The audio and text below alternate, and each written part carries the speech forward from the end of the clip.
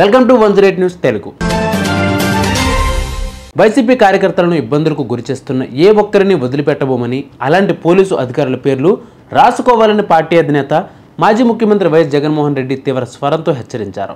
Party కార్యకర్తలకు అండగా నిలుస్తానని, జగన్ 2.0 వారికి అత్యంత ప్రాధాన్యత కల్పిస్తానని ఆయన భరోసా ఇచ్చారు. ఈరోజు కార్యకర్తలు పడుతూ ఉన్న బాధలు నా కళ్ళతో నేను చూస్తూ ఉన్నా.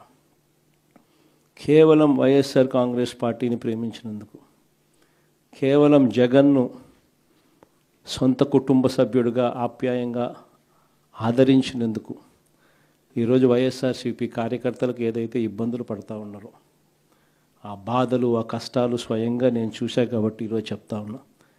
ఇక నెక్స్ట్ వచ్చే జగన్ 2.0లో మాత్రం పరిస్థితి ఉండదు అని చెప్తాను.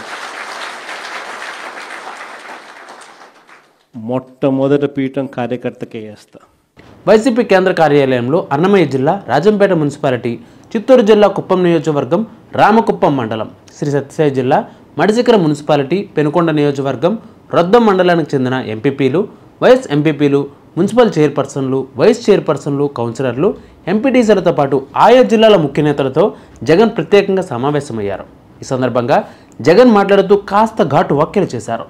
కేవలం వైసీపీని ప్రేమించినందుకు, అభిమానించినందుకు కార్యకర్తలు అనేక బాధలు పడుతున్నారని, వారి ఆవేదనను తాను చూస్తున్నానని అన్నారు. మీ బాధలు చూస్తున్నాను, హామీ ఇస్తున్నాను, ఎవరిని వదలం, ఎక్కడున్నా సరే కార్యకర్తలను ఇబ్బంది పెడుతున్న పోలీసు అధికారుల పేర్లు రాసుకోండి అంటూ వ్యాఖ్యానించారు. అధికారంలోకి వచ్చాక వారిని చట్టం ముందు నిలబెడతాం అని జగన్ స్పష్టం చేశారు. ఈ మాత్రం ఖచ్చితంగా చెప్తాను. ఈరోజు ఎవరెవరైతే పోలీసులు, ఎవరెవరైతే అధికారులు, ఎవరెవరైతే మిమ్మల్ని ఇబ్బందులు పెట్టారో అందరి పేర్లు నోట్ చేసుకోండి. నేను చెప్తా ఉన్నా, మీరు నోట్ చేసుకోండి.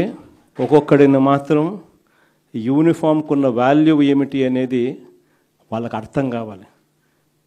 యూనిఫామ్ అంటే ప్రజలకు మేలు చేయడం కోసం యూనిఫామ్, అంతేగాని అధికారంలో ఉన్న వాళ్ళ కోసం సలాములు కొడుతూ గులాంగిరి చేస్తూ ఇటువంటి చిత్రహింసలు పెట్టే కార్యక్రమం ఈరోజు అయితే ఏదైతే జరుగుతూ ఉందో దీనికి తెర పడాలి అని అంటే ఏదైతే నువ్వు ఇచ్చినావో అది ఎలా పండుతుంది అనేది నీకు తెలిస్తేనే ఇంకొకసారి నువ్వు ఆ ఇత్తనం ఇత్తడానికి నువ్వు భయపడే పరిస్థితిలోకి నువ్వు వచ్చినప్పుడే ఇది జరుగుతుంది.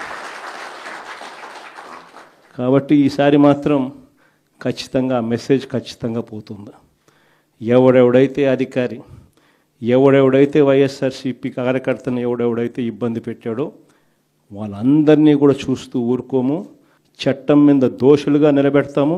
ఒకవేళ వాళ్ళు రిటైర్ అయిపోయి వెళ్ళిపోయినా, లేకపోతే వాళ్ళు దేశం విడిచిపెట్టిపోయినా కూడా ఎవరిని వదిలిపెట్టం. సప్త సముద్రాల అవతలున్నా కూడా అందరినీ కూడా పిలిపించే కార్యక్రమం చేస్తాం. పిలిపించిన తర్వాత సినిమా మామూలుగా ఉండదు. సినిమా మాత్రం అదో లెవెల్లో ఉంటుంది. సినిమా మాత్రం ఎక్కడ ఏ సమస్య వచ్చినా, ప్రజల్లో వ్యతిరేకత కనిపించినా వెంటనే ప్రభుత్వం డైవర్షన్ రాజకీయాలకు పాల్పడుతోందని, ఒకరోజు తిరుపతి లడ్డు వివాదం, మరొక రోజు సినీ నటి కేసు అంటూ ప్రజల దృష్టిని పక్కదారి పట్టిస్తున్నారని జగన్ ఆరోపించారు. ప్రజల్లోకి వెళ్లే ధైర్యం టీడీపీ వారికి లేదని, ప్రజలు అడిగే ప్రశ్నలకు చంద్రబాబు సమాధానం చెప్పలేని స్థితిలో ఉన్నారని జగన్ వ్యాఖ్యానించారు. చూడాలి మరి ఈసారి జగన్ 2.0 ఎలా ఉండబోతుందని. మీరేమనుకుంటున్నారు? దీని మీద కామెంట్ చేయండి.